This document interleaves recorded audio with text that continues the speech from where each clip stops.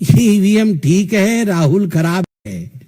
आप ईवीएम बाद में बदलिएगा, राहुल को बदलिए।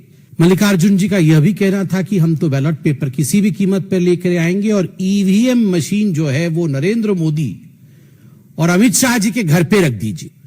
मोदी जी और अमित शाह जी के घर पे ईवीएम मशीन रख दीजिए, हम बैलेट पेपर लेकर आएंगे। खड़गे जी, राहुल जी, मोदी जी के घर में ईवीएम मशीन है। E for energy, V for vikas, M for mehnat. Machine की तरह मोदी जी काम करते हैं। He works like a machine and he has EVM.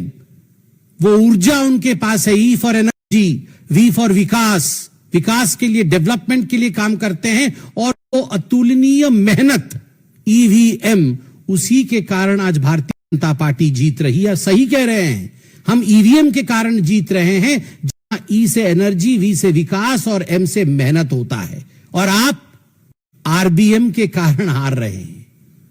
RBM का अर्थ है राहुल्स बिहार मैनेजमेंट। हम ईवीएम के कारण जीत रहे हैं, आप आरबीएम के कारण हार रहे हैं। खराबी मशीन में नहीं है, खराबी लीडरशिप में है। ये ईवीएम ठीक है, राहुल खराब है। आप ईवीएम बाद में बदलिएगा, राहुल को बदलिए। राजीव गांधी जी ने स्टेटमेंट दिया था बैलेट पेपर के विरोध में। राजीव गांधी जी ने कहा था कि ये 86 सीट बीजेपी को कैसे आ गई, और वो कथन में राजीव गांधी जी का स्टेटमेंट पढ़ देता हूं। सच क्या है, बीजेपी के पिछले पार्लियामेंट में लोकसभा में 86 सीटें आई थी। उनकी 86 सीटें जीतने की ताकत आज तक नहीं बनी। उनका वोट 8% से बढ़कर मुश्किल से 12% हो गई।